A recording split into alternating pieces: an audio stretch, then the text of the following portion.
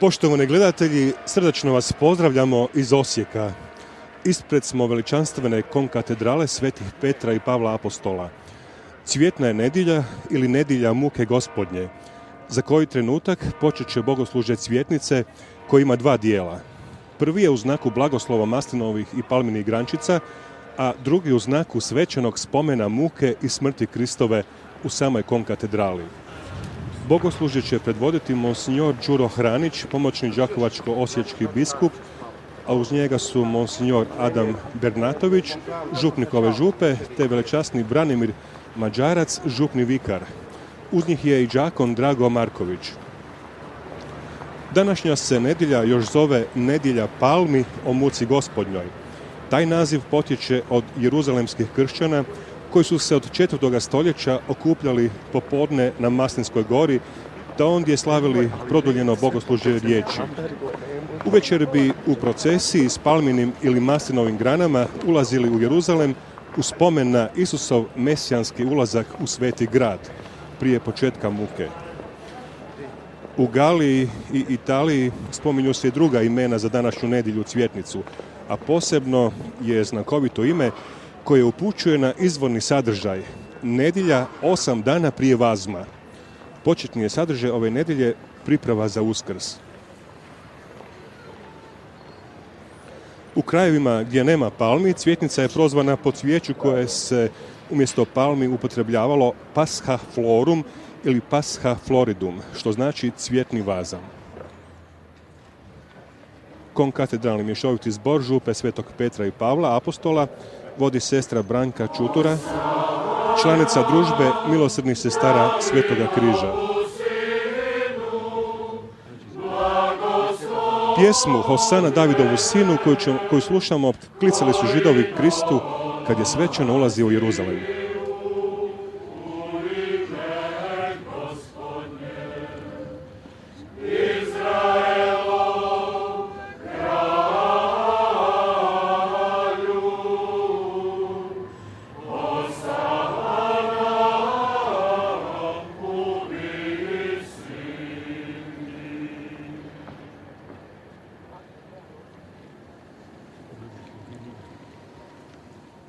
U ime Oca i Sina i Duha Svetoga, mir vama.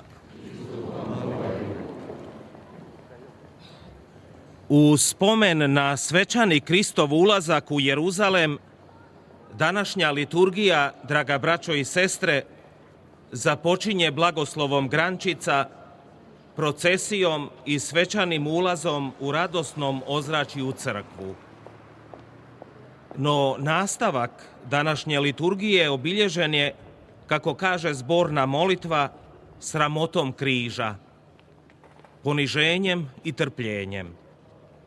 Između razdragane mase s palminim granama i cvijećem na Isusovu ulasku u Jeruzalem i povorke koja iz grada izlazi s križem i ogoljelim šibama koje udaraju i bičuju, velika je razlika. Na ulazu u grad Hosana, a na izlazu krikovi mržnje raspni ga raspni. Psihologija mase i njezin utjecaj na pojedince. Iste osobe se raduju i osuđuju, ista usta veličaju i uništavaju. Isti je Isus slavljen i raspet na križ. Isti je vrh šibe bio nositelj cvijeta, ali i sredstvo bičevanja. Sve nas to podsjeća, draga braćo i sestre, kako je tanka granica između sreće i nesreće, između radosti i tuge, ljubavi i mržnje, uspjeha i bankrota. Nerijetko se radi o jednome potezu, pa čak i o dobronamjernome, ili koji barem naizvan tako izgleda kao što je to naizvan izgledao Judin poljubac, a da život krene sasvim drugim pravcem. Trenutak nepažnje, neodgovoreni poziv, pogrešno skretanje, bivanje u određenom trenutku na pogrešnom mjestu. Znaju odjednom promijeniti naš daljnji život. I jednako tako spoznajemo da su izvor blagoslova i prokletstva vrlo često isti. Iste stvari različito upotrijebljene mogu biti izvorom i dobra i zla. No to nas ne smije obeshrabriti, niti u nama uništiti životnu radost te potrebu za kreativnošću i stvaralaštvom, za preuzimanjem odgovornosti u životu. Isus prihvaća radost ulaska u Jeruzalem i sam u njoj sudjeluje, premda zna da ga tu čekaju osuda i smrt. Onaj tko zna da Bog nikad svojih ne ostavlja, ne boji se neuspjeha, niti križa, pa niti smrti. Jer Isusov slavni ulazak u Jeruzalem, pretvoren u razapinjanje i u tragediju, bio je samo naizgled sramni poraz. Bog je pokazao da je on ipak gospodar i konačni sudac povijesti. Zato smo mi danas ovdje. Nadahnjujemo se snagom i dostojanstvom Isusa gubitnika, osramoćenog i poniženog. Uđimo u njegovu školu ljubavi i postojanoga darivanja, koje ne pita za cijenu i za žrtvu. Molimo i pjevajmo, otvorimo se Duhu Svetome koji nas je sabrao i dopustimo da se u nama nastavi Isusova postojanost i snaga njegove ljubavi, praštanja i darivanja do kraja.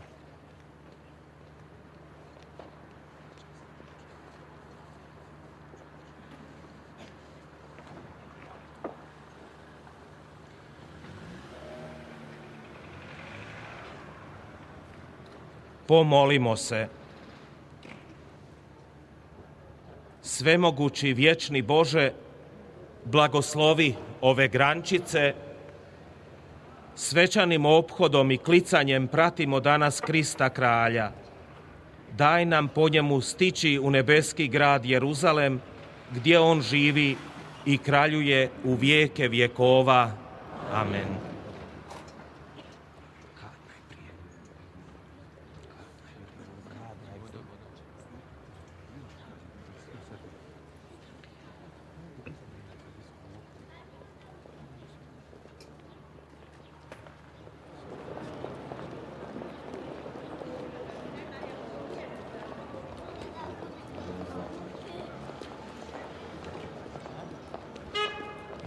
Neka bude Gospodin na tvojim usnama i srcu, da dostojno navijestiš njegovu svetu riječ, u ime Oca i Sina i Duha Svetoga.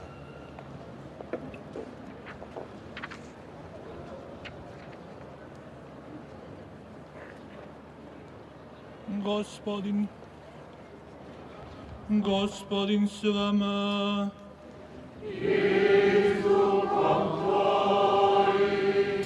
Čitanje Svetog Evanđelja po Marku. Slava tebi, Gospodine! Kad se približiše Jeruzalemu, Betfagi i Betani do Maslinske gore, Isus pošalje 2 učenika i kaže im: hajdete u selo pred vama. Čim u nju uđete, naći ćete privezano magare koje još nitko nije zajahao. Odriješite ga i vodite. Ako vam tko reče što to radite, recite Gospodinu treba i odmah će ga ipak ovamo pustiti. Otiđoše i nađoše magare privezan uz vrata vani na cesti i odriješiše ga. A neki od nazočnih upitaše: što radite, što driješite magare? Oni im odvrate kako im reče Isus i pustiše ih. I dovedu magare k Isusu, prebace preko njega svoje haljine i on zajaha na nj. Mnogi prostriješe svoje haljine po putu, a drugi narezaše zelenih grana po poljima. I oni pred njim, a tako i oni za njim klicahu: Hosana, blagoslovljen onaj koji dolazi u ime Gospodnje. Blagoslovljeno kraljevstvo oca našega Davida, koje dolazi, Hosana u visinama. Riječ Gospodnja.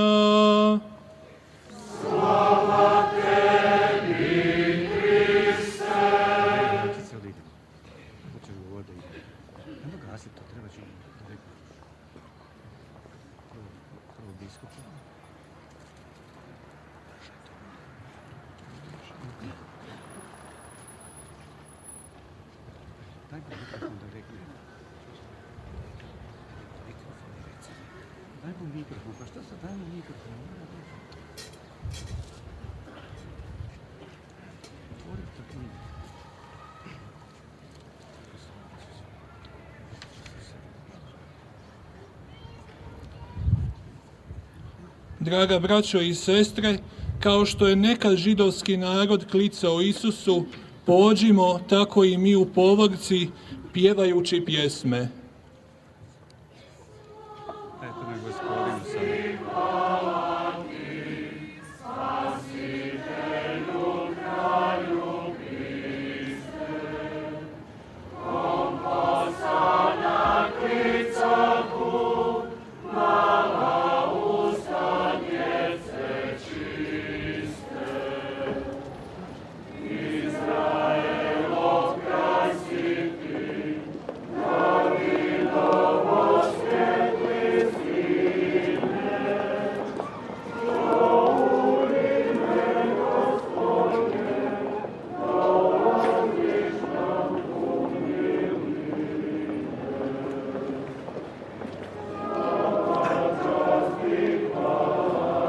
Nakon blagoslova maslinovih i palminih grančica i nakon slušanja evanđelja o slavnom ulasku Isusovu u Jeruzalem, svečana povorka s križem na čelu ide oko katedrale svetih Petra i Pavla, apostola, uz pjevanje prigodnih pjesama.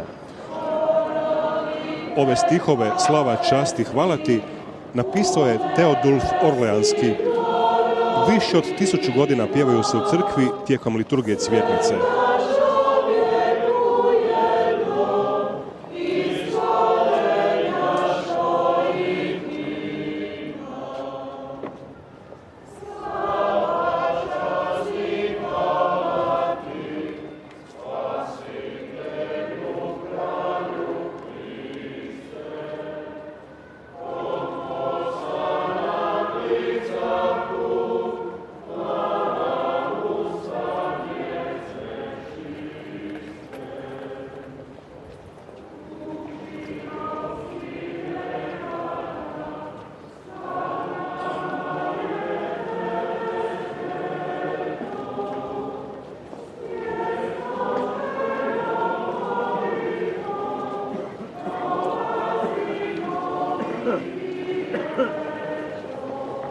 Pjevanje himni i antifona prikladnih za Cvjetnicu karakteriziraju ovo bogoslužje, što daje svečanu notu spomenu Kristova slavnog i svečanog ulaska u Jeruzalem.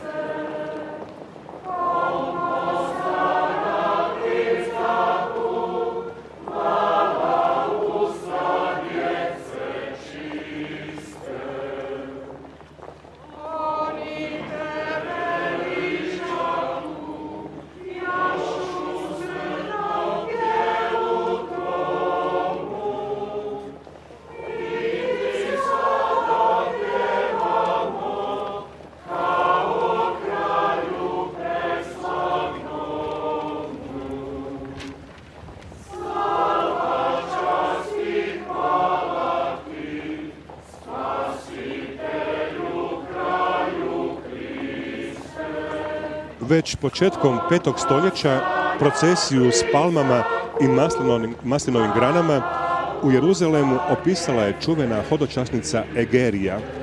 Ubrzo se taj običaj proširio po Europi. Na zapadu se takve procesije pojavljuju potkraj 8. stoljeća.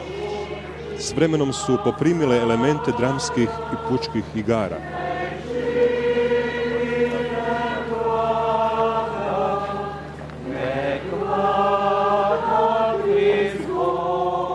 Osim maslinovih i palminih grančica, negdje su se upotrebljavale i zelene grane drugog drveća.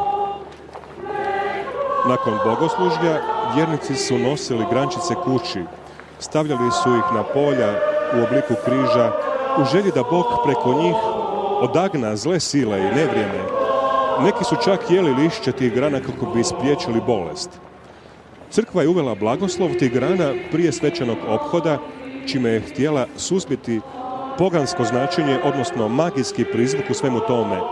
Naime, tu se željelo istaknuti da zaštitna moć grana proizlazi iz blagoslovne molitve crkve, a ne od nekih magijskih sila.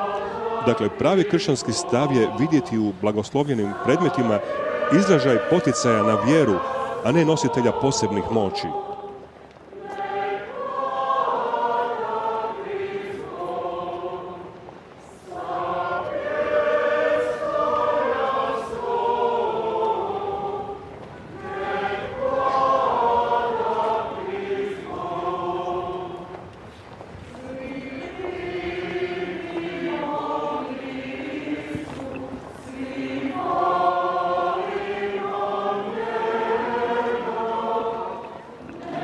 Posvećene maslinove grančice podsjećaju nas na Kristovu muku, smrt i uskrsnuće, kojima je stekao život s Bogom Ocem, život u milosti.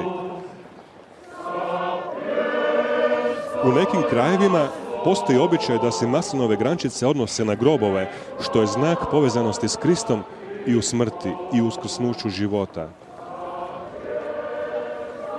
Maslinove grančice znak su naše vjernosti, dakle Isusu Kristu. Bogata je njihova simbolika, simboliziraju mir, ljubav, život, pobjedu, plodnost.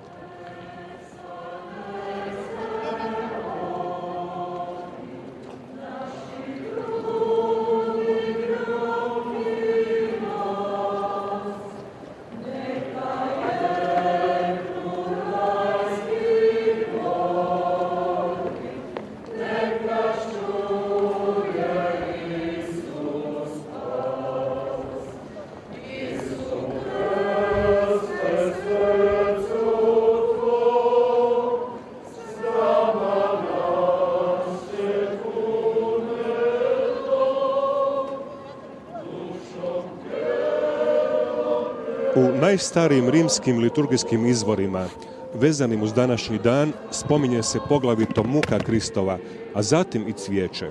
Ponegdje je ova nedjelja naznačena kao nedjelja milosrđa i oproštenja, što je upućivalo na sadržaj sljedećega velikoga četvrtka, kada se s javnim pokornicima slavilo oproštenje.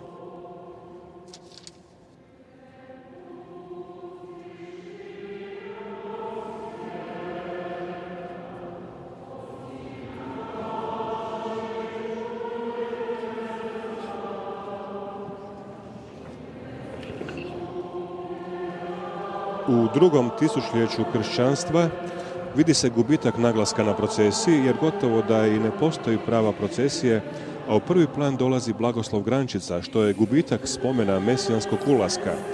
Slavlje spomena postalo je s vremenom slavljem blagoslova, u kojem događaj spasenja prelazi u drugi plan. U današnjem bogoslužju dva obredna dijela žele izraziti dvije temeljne odrednice vazmenog otajstva, a to su muka i uzvišenje Kristovo. One su u središtu naše pozornosti, srž su cvjetnice i daju joj težinu, dok maslinove grančice imaju pomalo prizvuk lepršavosti, daju cvjetnici nevažan naglasak.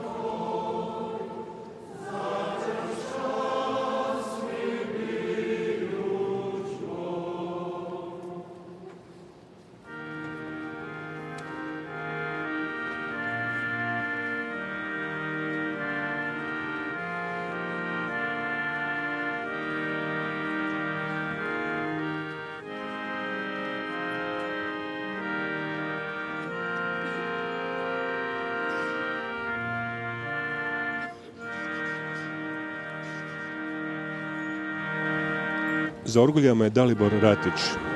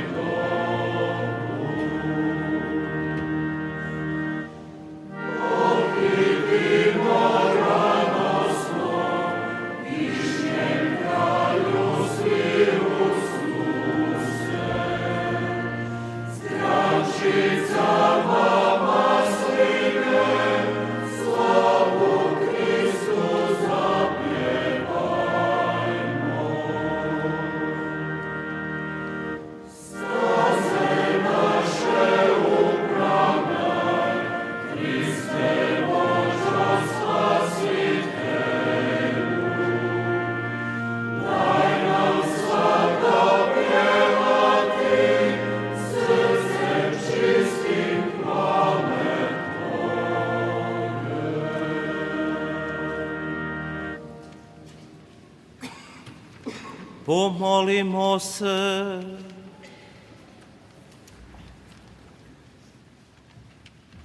Svemogući vječni Bože, poslušan Tvojoj volji naš je Spasitelj uzeo tijelo, ponizio sama sebe i podnio sramotu križa. Daj da slijedimo uzor njegova poniženja, s njime zajedno trpimo i postignemo slavu uskrsnuća. Po Gospodinu našemu Isusu Kristu, Sinu Tvome, koji s Tobom živi i kraljuje u jedinstvu Duha Svetoga Bog, po sve vijeke vjekova.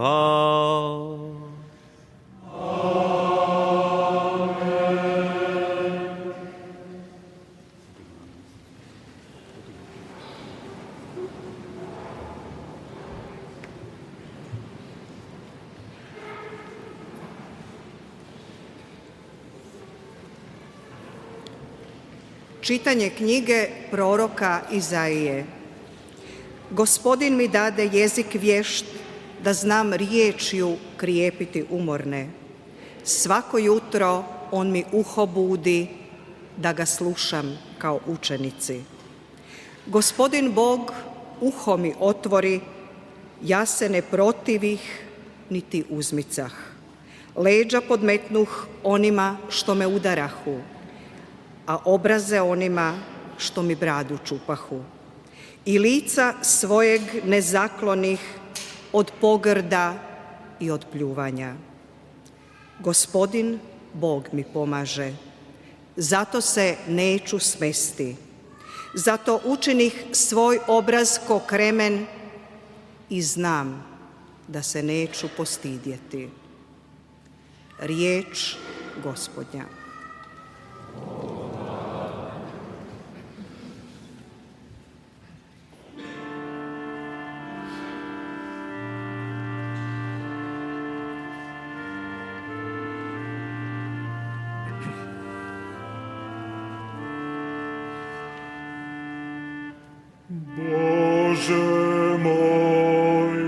Bože moj, zašto si me ostavio?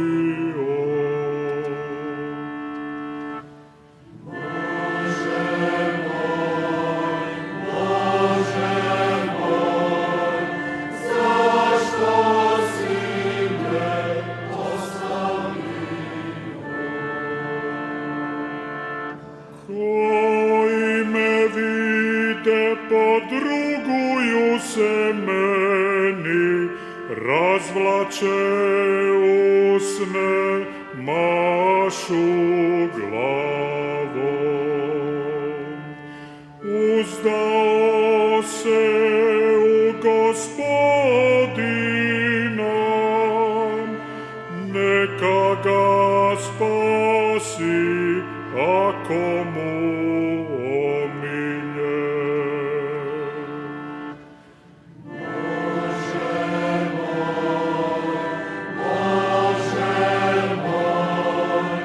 Zašto si me ostavio?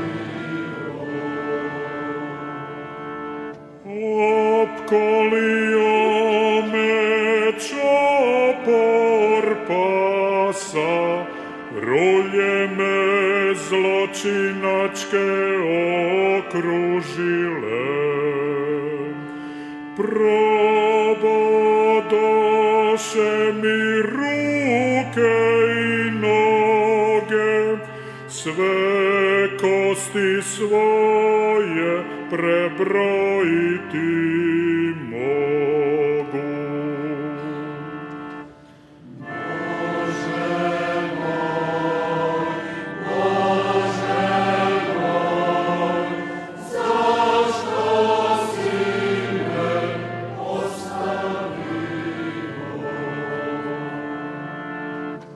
Braći ću navještati ime Tvoje, hvalit ću Te usred zbora.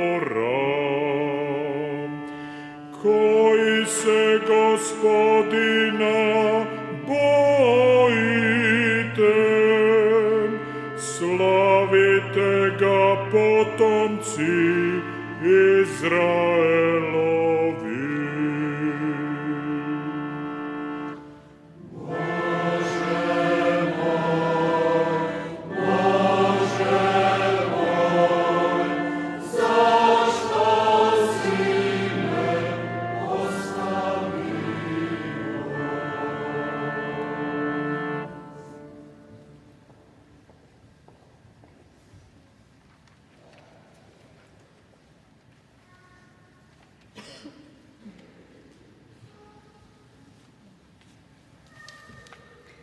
Čitanje poslanice Svetog Pavla apostola Filipljanima. Krist Isus, trajni lik Božji, nije se kao plijena držao svoje jednakosti s Bogom, nego sam sebe oplijeni, uzevši lik sluge, poslušan ljudima, sličan, obličem čovjeku nalik, ponizi sam sebe, poslušan do smrti, smrti na križu. Zato ga Bog preuzvisi i darova mu ime, ime nad svakim imenom, da se na ime Isusovo prigne svako koljeno nebesnika, zemnika i podzemnika, te svaki jezik ispovjedi: Isus Krist je Gospodin, na slavu Boga Oca. Riječ Gospodnja.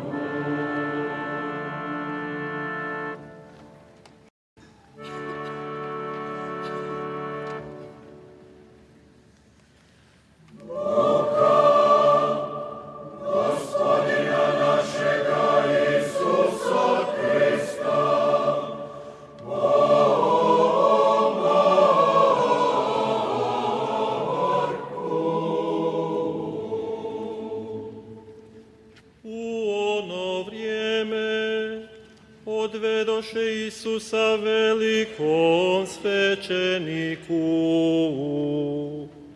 Iskupe se svi glavari svećenički, starješine i pismoznanci. Petar je izdaleka išao za njim, do u dvor velikog svećenika. Tu je sjedio sa stražarima i grijao se uz vatru. A glavari svećenički cijelo vijeće, da bi mogli pogubiti Isusa, tražili su protiv njega kakvo svjedočanstvo, ali nikako da ga nađu. Mnogi su do duše lažno svjedočili protiv njega, ali im se svjedočanstva ne slagahu. Ustali su neki i lažno svjedočili protiv njega. Mi smo ga čuli govoriti, ja ću razvaliti ovaj rukotvoreni hram i za 3 dana sagraditi drugi, nerukotvoreni.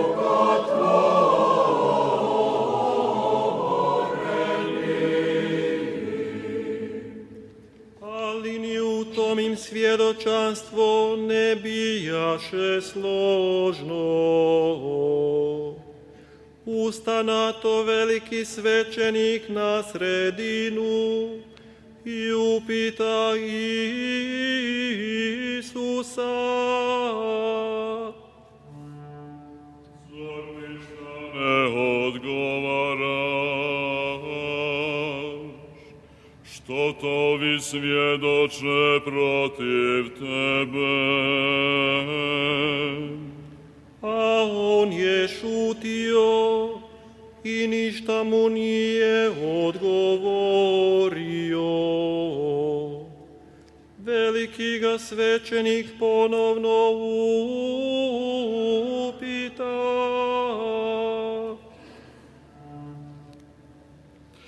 Ti li si Krist, sin blagoslovljenoga? A Isus mu reče: Ja jesam, i gledat ćete Sina čovječega, gdje sjedi s desna sile i dolazi s oblacima nebeskim. Na to veliki svećenik razdrije haljine i reče: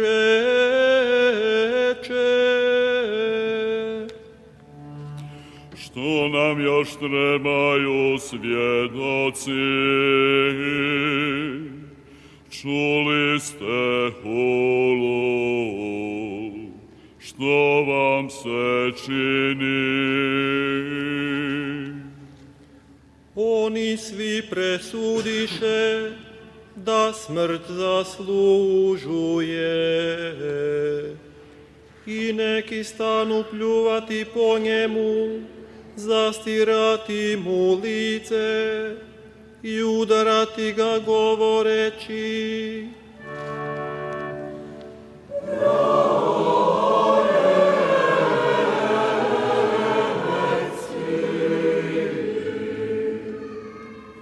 I sluge ga stadoše pljuskati. I dok je Petar bio dolje u dvoru, dođe jedna sluškinja velikog svećenika, ugledavši Petra gdje se grije, upreunj pogled i reče: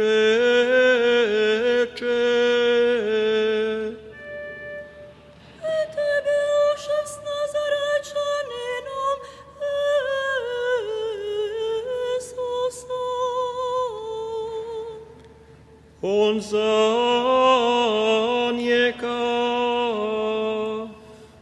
Niti znam, niti razumijem što govori.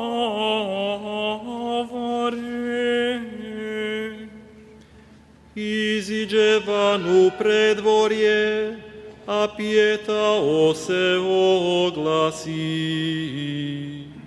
Sluškinja ga ugleda i poče opet nazočnima govoriti: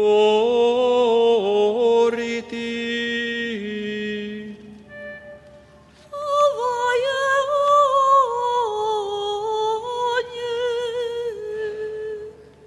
on. On opet mjekaše. Domalo nazočni opet stanu govoriti Petru: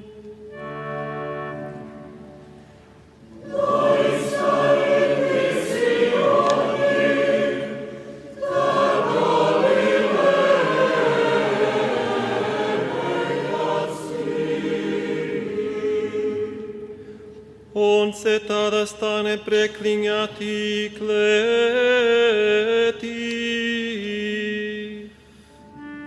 Čovjeka o kom govorite ne znam. I odmah se po drugi put oglasi pijetao. I spomenu se Petar one besjede, Kako mu ono Isus reče, prije nego se pijetao 2 put oglasi, 3 put ćeš me zatajiti. I briznu u plač. Odmah izjutra glavari svećenički zajedno sa starješinama i pismoznancima cijelo vijeće upriličili su vijećanje pa svezali Isusa, odveli i predali Pilatu. I upita ga Pilat: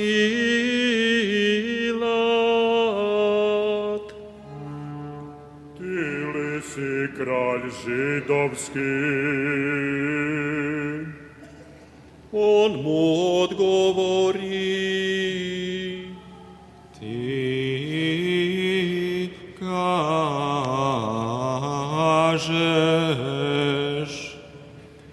I glavari ga svećenički teško optuživahu. Pilat ga opet upita: Ništa ne odgovaraš, gle koliko te optužuju.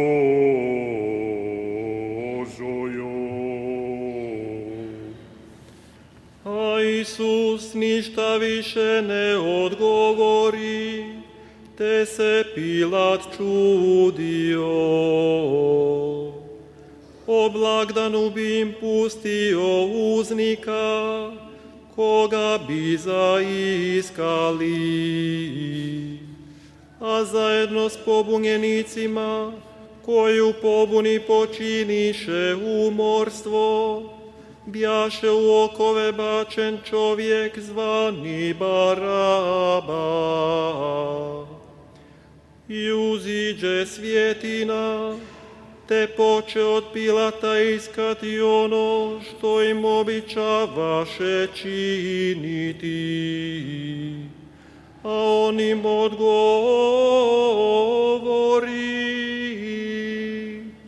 Hoćete li da vam pustim židovskoga kralja? Znao je doista da ga glavari svećenički bjahu predali iz zavisti. A glavari svećenički podjare svjetinu, da traži nekim radije pusti Barabu. Pilat ih opet upita: Što dakle da učinim s ovim, kojega zovete kraljem židovskim? A oni opet povikaše: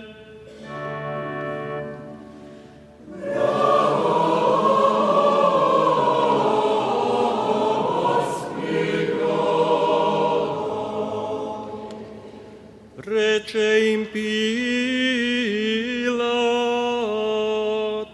Ta što je zlo učinio? Povikaše još jače: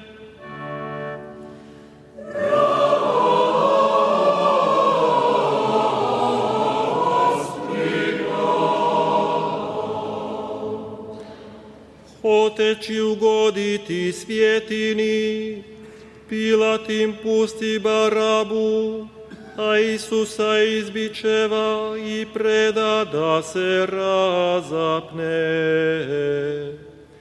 Vojnici ga odvedu u unutrašnjost dvora, to jest u pretoriji, pa sazovu cijelu četu i zaogrnu ga grimizom.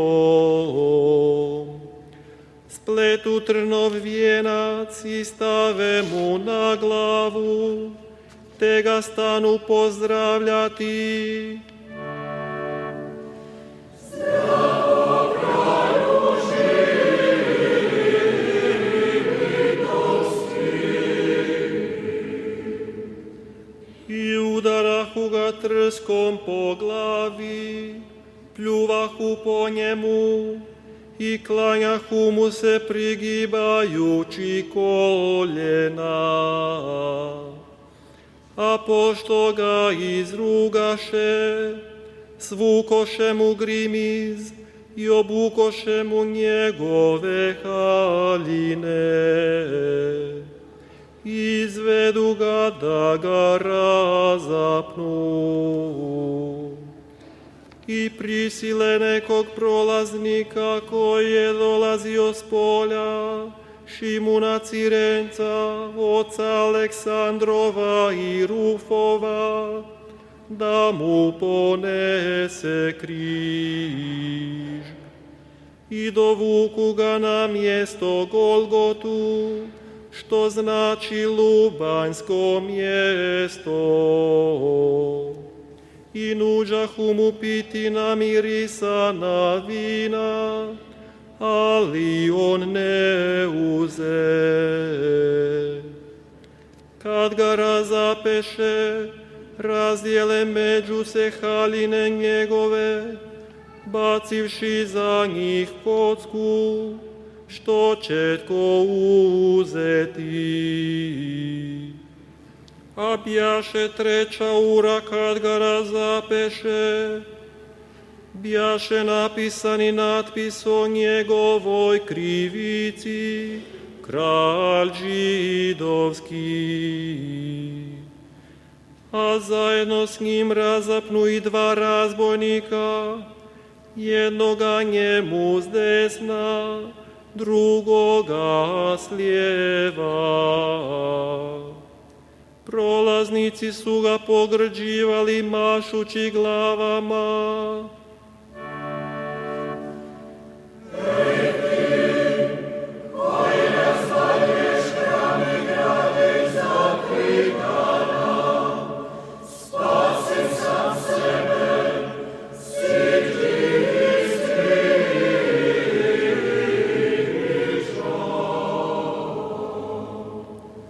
Slično i glavari svećenički s pismoznancima, rugajući se govorahu jedni drugima. Druge je spasio, sebe ne može spasiti. Krist kralj Izraelov, neka siđe s križa da vidimo i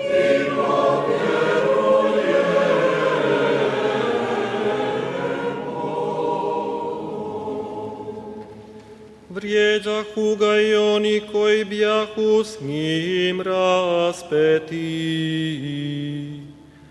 A o 6. uri tama nasta po svoj zemlji, sve do ure 9. O 9. uri povika Isus iza glasa.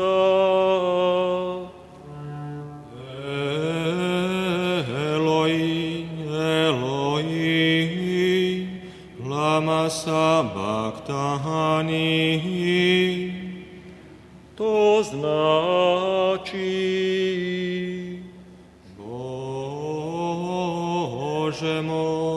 Bože moj, zašto si me ostavio? Neki od nazočnih, čuši to govorahu: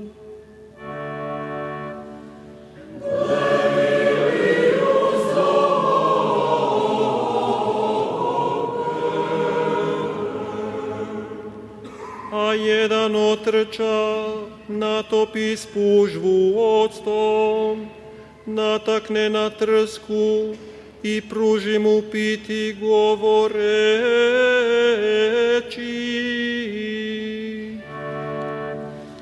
Pustite da vidimo, hoće li doći Ilija da ga spasi.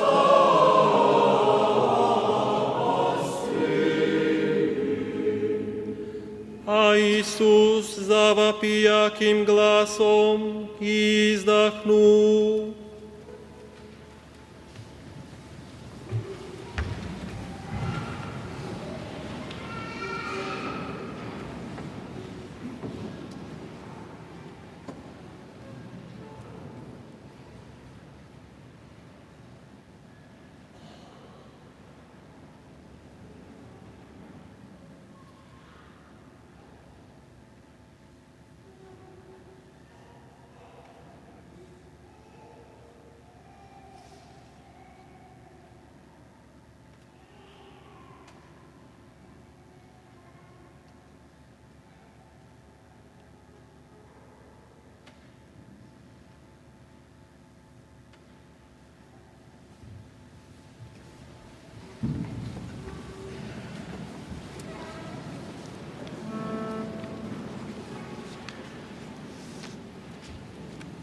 i zavjesa se hramska razdrije na dvoje, odozgor do dolje. A kad satnik koji stajaše njemu nasuprot, vidje da tako izdahnu, reče: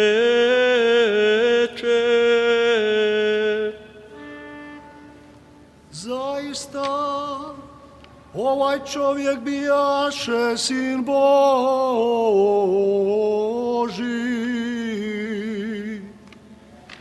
Izdaleka promatrahu i neke žene, među njima Marija Magdalena i Marija majka Jakova mlađega i Josipa i Saloma.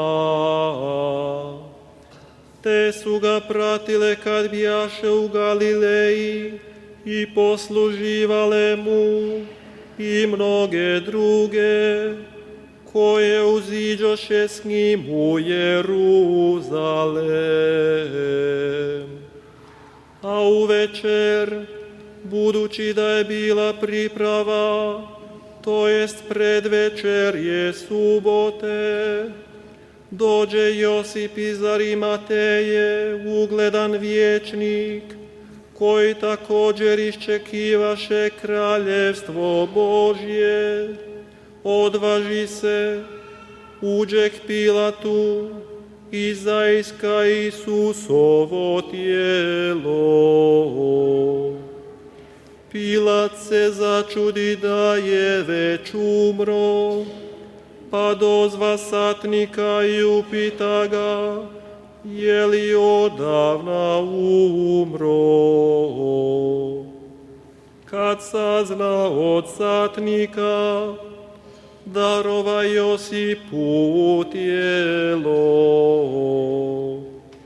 Josip kupi platno, skine tijelo i zavije ga u platno, te položi u grob koji bjaše izduben iz stijene. I dok otrlja kamen na grobna vrata, a Marija Magdalena i Marija Josipova promatrahu kamo ga polažu, riječ je Gospodnja.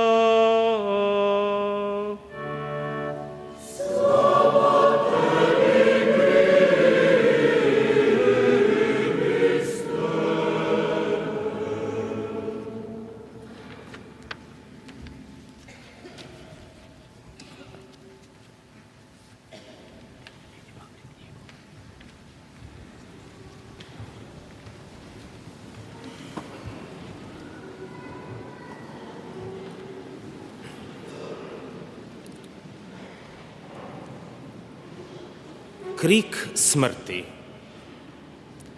Bože moj, zašto si me ostavio? Taj krik na križu, kojega su nazočni protumačili kao beskorisno zazivanje Ilije, u stvari je, draga braćo i sestre, najdublje objašnjenje Isusove smrti na križu. Napušteni, poniženi i izrugani Isus, koji umire na križu moleći Psalam 22. utjelovljenje je boli kroz koju prolazi čovjek pravednik. On je utjelovljenje nevinog patnika koji kroz mučni vapaj pred Bogom dolazi do zaključka da teškoće, bolest, progon, osamljenost, smrt ne moraju biti i da nisu kazna za grijeh, nego su i put kojim prolazi čovjek pravednik. I to baš zato što je pravednik. Stoga izvrgnutost ruglu, teškoće, životne tjeskobe s kojima se u grešnom svijetu i među korumpiranim ljudima susreće pošten i pravedan čovjek, mogu biti i jesu i oblik štovanja Boga. Raspet Isus na križu je utjelovljenje pravednika koji je sve predao Bogu u ruke i čije zajedništvo s Bogom ne može ugroziti nitko i ništa. Jer on zna da zadnju riječ ima i može imati samo Bog. Isus koji umire na križu je oličenje dubokoga uvjerenja da je zajedništvo s Bogom jedino ono što je vrijedno i što ne propada, što trajno ostaje, te da to zajedništvo Boga s čovjekom i čovjeka s Bogom ne može ograničiti niti uništiti nitko i ništa, pa čak niti prijetnja smrću i smrt. Bože moj, zašto si me ostavio? Taj krik smrti Isusa raspetoga na križu je kamen spoticanja. Mjesto na kojemu naša vjera malakše i postaje odbacivanjem Boga ili se pretvara u čin potpunog predanja i pouzdanja u Boga.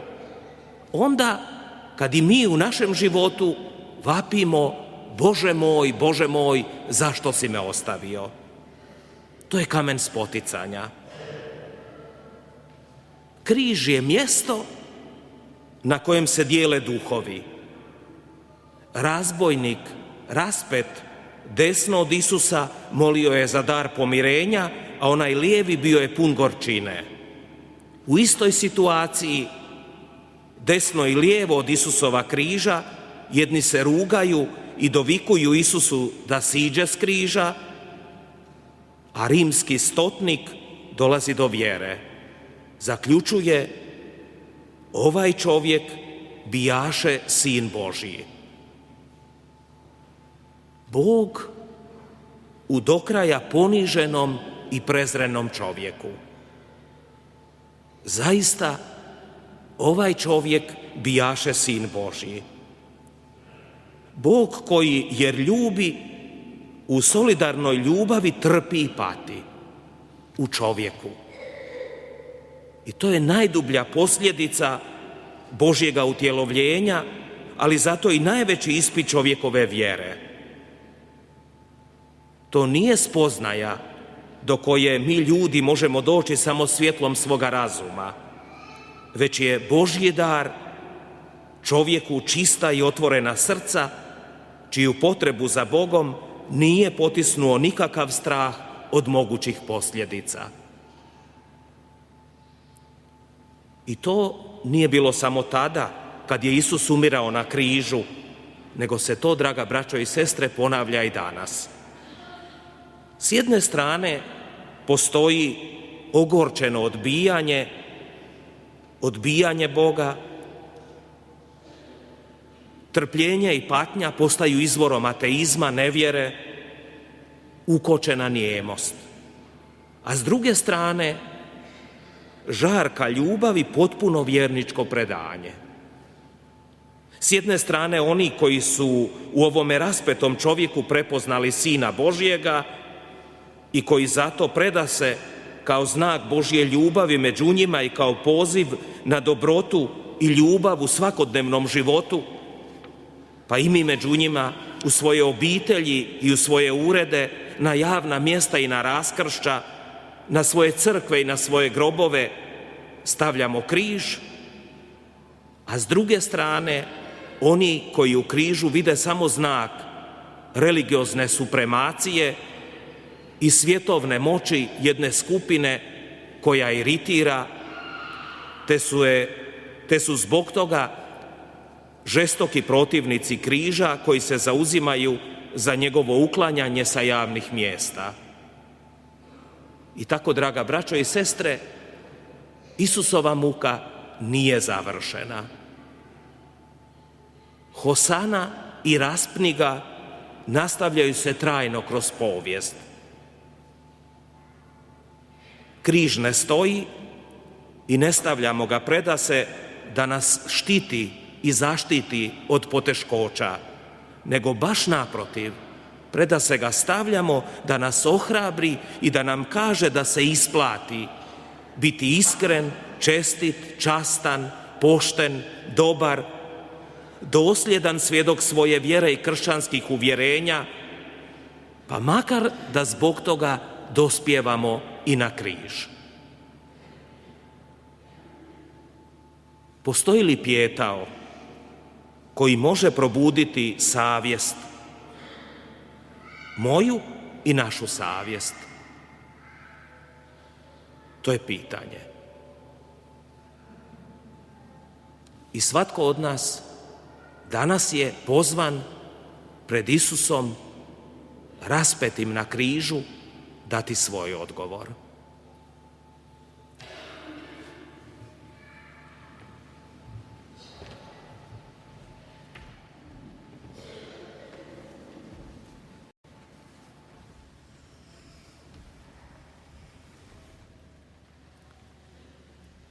Ispovjedimo sada svoju vjeru kako su nam je predali apostoli. Vjerujem u Boga, Oca svemogućega, stvoritelja neba i zemlje, i u Isusa Krista, Sina njegova jedinoga, Gospodina našega, koji je začet po Duhu Svetom, rođen od Marije Djevice, mučen pod Poncijem Pilatom, raspet, umro i pokopan, sašao nad pakao, treći dan uskrsnuo od mrtvih, uzašao na nebesa, sjedio desnu Boga, Oca svemogućega, odonuče doći suditi žive i mrtve. Vjerujem u Duha Svetoga, Svetu crkvu katoličku, općinstvo svetih, oproštenje grijeha, uskrsnuće tijela i život vječni. Amen.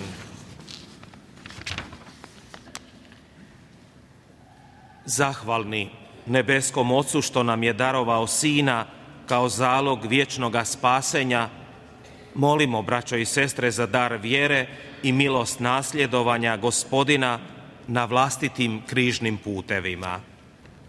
Za crkvu Kristovu, da nasljedujući svoga božanskog učitelja poslušnom vjerom podnosi sva protivljenja svijeta i odvažno svjedoči za Tvoju istinu, molimo Te. Gospodine, usliši nas. Za sve krštenike, da zagledani u Krista Gospodina poslušno prihvate svoj križ i odvažno krenu prema svojim kalvarijama, molimo Te. Gospodine, usliši nas. Za one koji su zatajili milost krštenjem darovanu, da s povjerenjem i istinskim žarom ponovno prionu u svoga učitelja, molimo Te. Za sve koji nisu članovi crkve, a u Kristu prepoznaju istinu i put ispunjenoga života, da se odvaže krenuti za njim, molimo Te. Gospodine, usliši nas.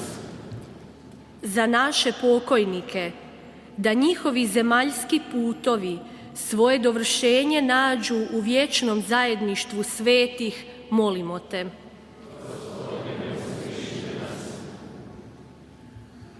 Nebeski Oče, zahvaljujemo Ti što si nam po svome Sinu podario milost novoga života, oslobođena od robovanja grijehu.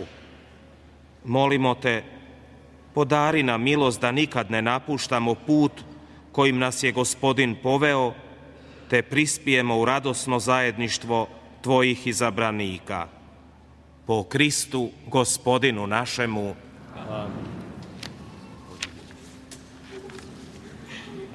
Oh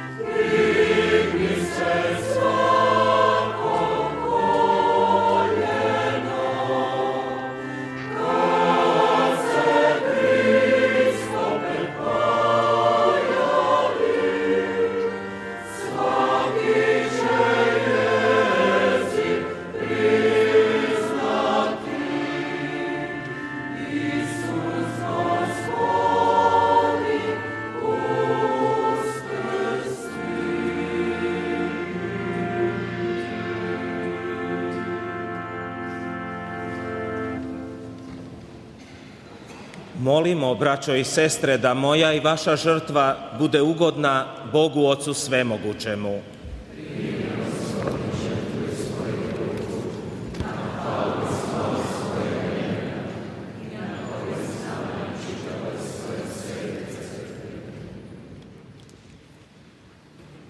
Gospodine, smiluj nam se po muci svoga Sina.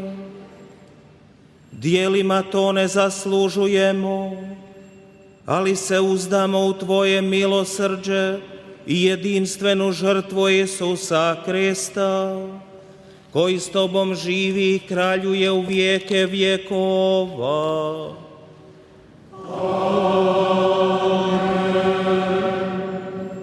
Gospodin s vama.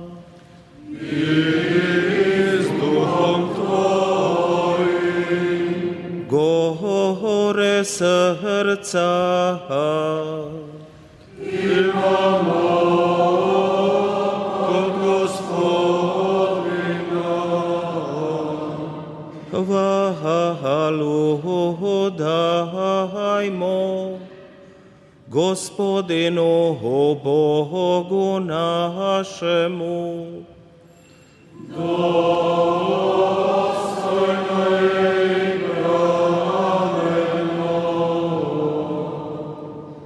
U istinu je dostojno i pravedno, pravo i spasonosno,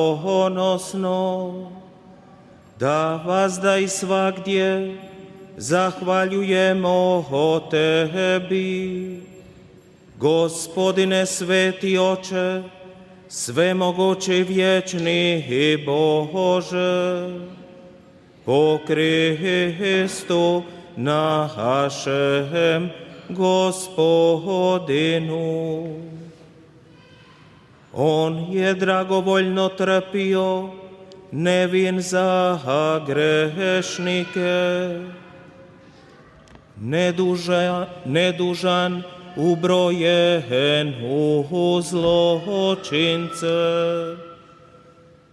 Njegova je smrt uništila naša zlodjela, a njegovo uskrsnuće donijelo nam opravdanje.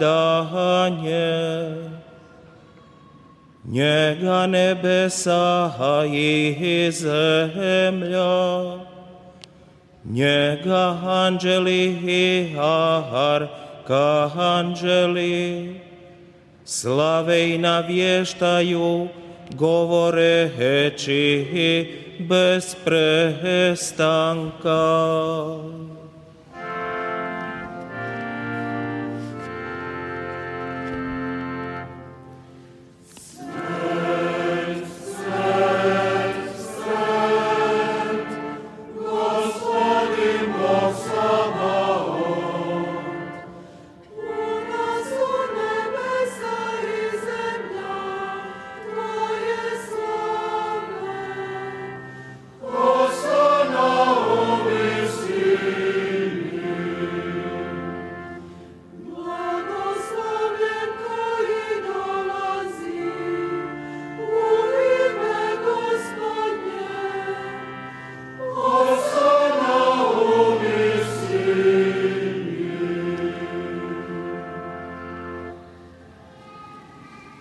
Uistinu, sveci Gospodine, i pravo je da te sve stvorenje Tvoje slavi, jer po svome Sinu, Gospodinu našem Isusu Kristu, djelotvornom snagom Duha Svetoga, svemu daje život, sve posvećuješ i neprestano okupljaš svoj narod, da od istoka sunčanog do zapada prinosi čistu žrtvu imenu Tvome. Stoga te smjerno molimo, Gospodine, udostoj se tim istim duhom posvetiti ove darove koje Ti donosimo za žrtveni prinos, da postanu tijelo i krv Tvoga Sina, Gospodina našega Isusa Krista, koji nam je povjerio slaviti ova tajstva. One noći kad je bio predan, on uze kruh, Tebi zahvali, Tebe blagoslovi, razlomi kruh i dade ga učenicima svojim govoreći: Uzmite i jedite od ovoga svi. Ovo je moje tijelo koje će se za vas predati.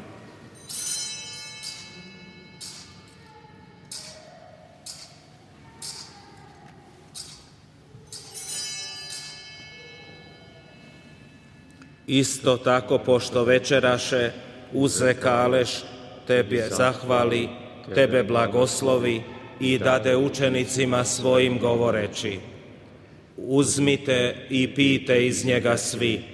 Ovo je kalež moje krvi, novoga i vječnoga saveza, koja će se proliti za vas i za sve ljude na otpuštenje grijeha. Ovo činite meni na spomen.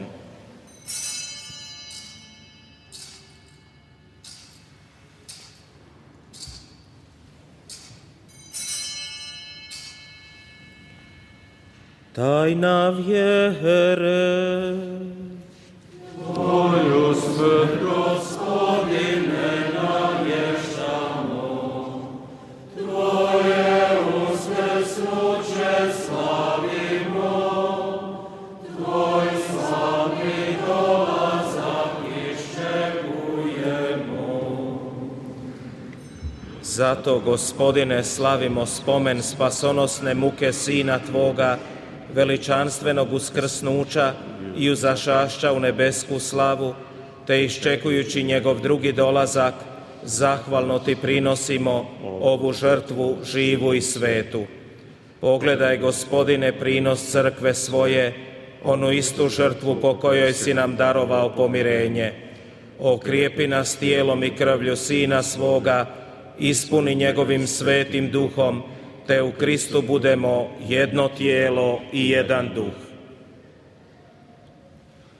Učinio nas Duh Sveti vječnim darom za tebe, da zadobimo baštinu s tvojim odabranicima, s blaženom djevicom Bogorodicom Marijom, s blaženim apostolima tvojim i slavnim učenicima i sa svima svetima. Uzdamo se da će nam njihov zagovor kod tebe uvijek pomagati. Molimo te, Gospodine, da ova žrtva našega pomirenja bude za mir i na spasenje svega svijeta. Crkvu svoju na putu zemaljskom utvrđuj u vjeri i ljubavi, zajedno sa slugom svojim, papom našim Benediktom i biskupom našim Marinom, pomoćnim biskupom Đurom, sa zborom biskupa, sveukupnim svećenstvom i narodom što si ga sebi stekao. Usliši molbe ove svoje zajednice, koja tvojom milošću ovdje pred tobom stoji. Sve sinove i kćeri svoje širom svijeta, ti, blagi Oče, milostivog sebi privedi. Našu pokojnu braću i sestre i sve koji u tvojoj ljubavi prijeđoše s ovoga svijeta, dobrostivo primi u svoje kraljevstvo, gdje se i mi nadamo zajedno s njima vječno uživati u tvojoj slavi.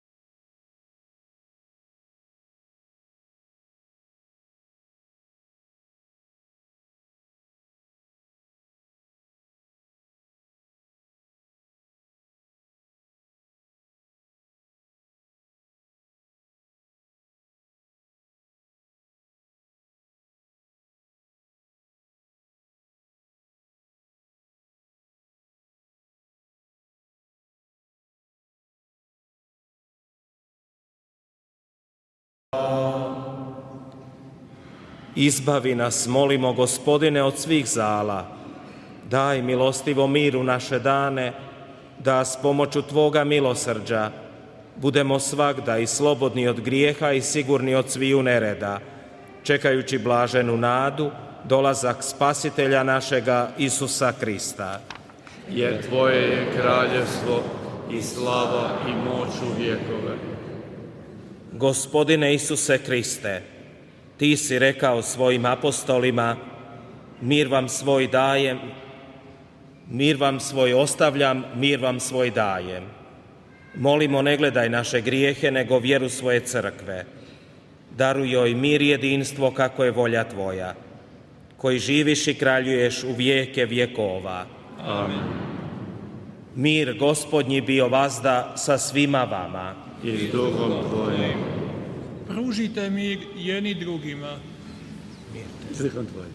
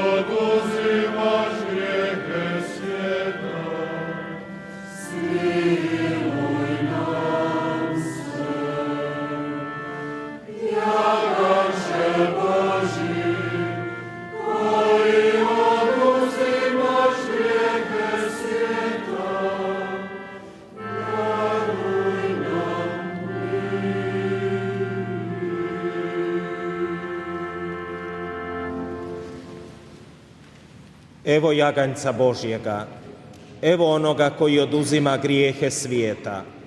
Blago onima koji su pozvani na gozbu jagančevu. Gospodine, nisam dostojan da umiđeš pod krov moj, nego samo reci riječ i ozdravit će duša moja.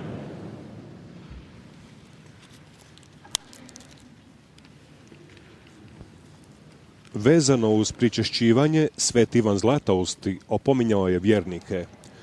Ja dižem glas, vapim, molim, zaklinjem da se ovom svetom stolu ne primičemo okaljanom i iskvarenom savješću. Takvo približavanje uistinu neće se moći nazvati pričest, makar 1000 puta dotaknuli Gospodinovo tijelo, nego osuda, muka i uvećanje kazne.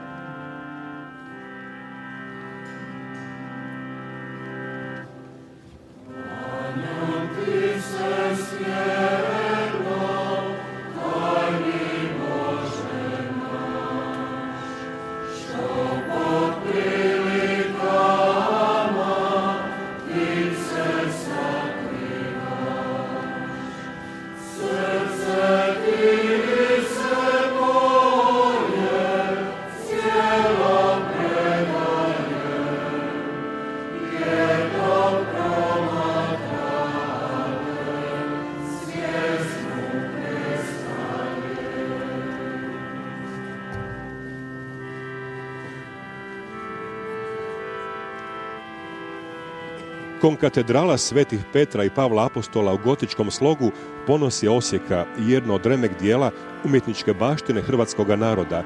Zidana je fasadnom opekom 3 milijuna komada, ugrađeno je u nju i kamenom. Njezin je arhitekt Nijemac Franz Langeberg iz Bona. Nakon iznenadne smrti naslijedio ga je arhitekt Richard Jordan. Gradnju je preuzeo Josef Schmalzhofer iz Beča. Uz Osječane u njezinoj izgradnji živo sudjelovao i biskup Josip Juraj Strossmayer. Možemo reći da ona predstavlja njegovo životno djelo. A gradnja konkatedrale počela je 1894. Posvetio je 1900. đakovački ili bosanski i srijenski biskup, dakle Josip Juraj Strossmayer.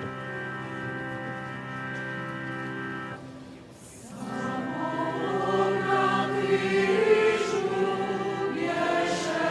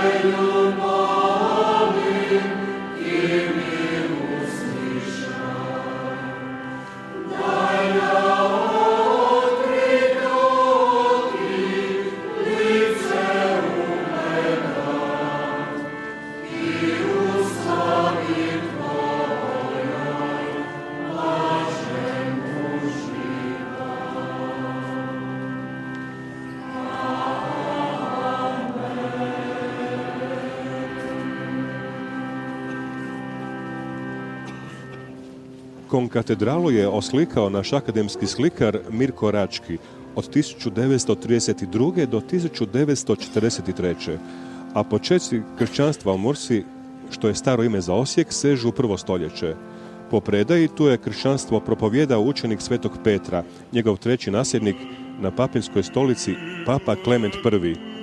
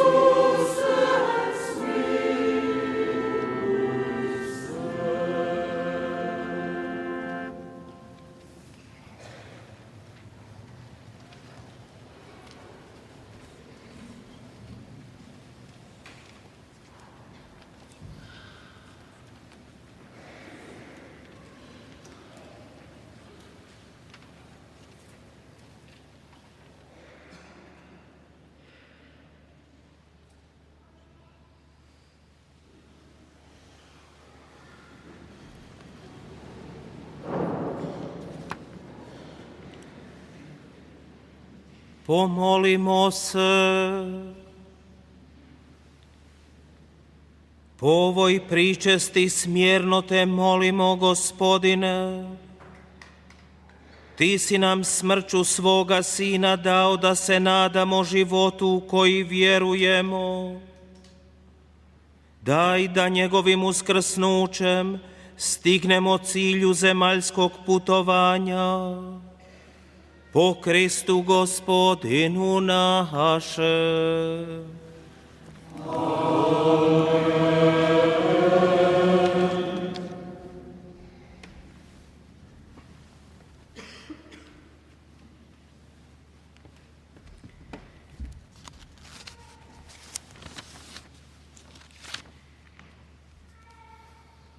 Pozdravljamo na kraju sve one koji su se pridružili našem slavlju Cvjetnice posredstvom Hrvatske televizije.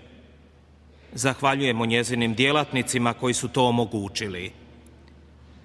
Bratsku podršku i osjećaje osobitoga zajedništva očitujemo posebno bolesnicima i onima koji u liturgiji ne mogu sudjelovati u svojim župnim i filijalnim crkvama. Pred nama je, draga braćo i sestre, sveti ili veliki tjedan. Vazmeno trodnevlje je vrhunac liturgijske godine, a liturgija tih dana ono najljepše, najsvečanije i najsnažnije što kao crkva imamo. Stara crkvena zapovjed kaže: najmanje se jednom u godini ispovjedi i o Uskrsu pričesti. Ako i to propustimo, ispovjed i pričest o Uskrsu, onda je doista upitno što je uopće ostalo od mojega, od našega kršćanskoga imena. Učinimo zato svi sve da možemo sudjelovati u liturgiji Vazmenoga trodnevlja i da se svi pričestimo barem na Uskrs. Neka nas na našem životnom putu, u kojem ima i trenutaka Cvjetnice, ali i trenutaka Velikoga petka, neka nas sve prati, snaži Božji blagoslov. Neka se on spusti na sve nas.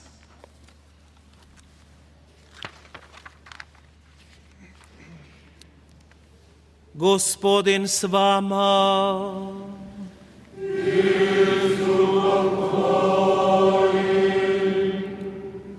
Bog Otac milosrđa daje vam primjer ljubavi u muci svoga jedinca. Neka vam udjeli da služeći Bogu i ljudima primite njegov blagoslov.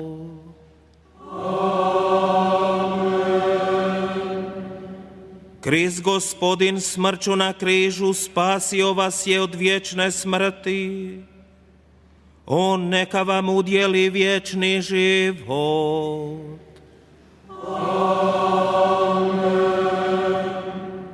Pošli ste za poniznim Kristom. On neka vam dade udjela u svome uskrsnuću.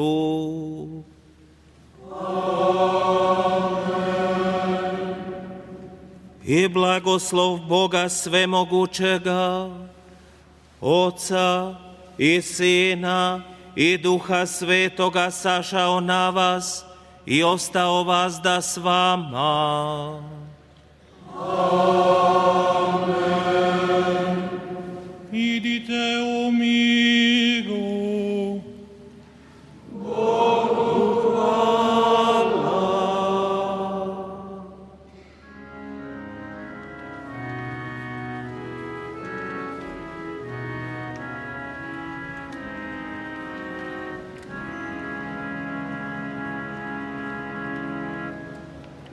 Ostavi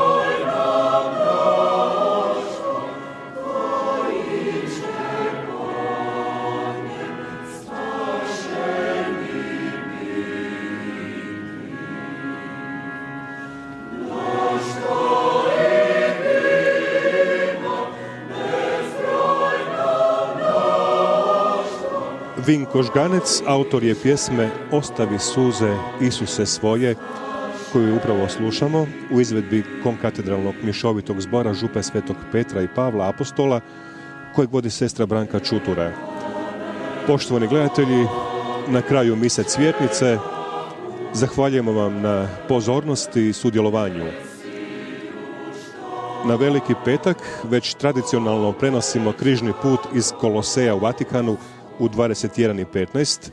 Pratite i našu uskrsnu misu iz Splita u 10 sati iz katedrale Svetoga Dujma. Nakon nje u 11:55 Papin Urbi et Orbi. Želim vam ugodan ostatak dana i dobru duhovnu pripravu za Uskrs. Srećan pozdrav iz Osijeka.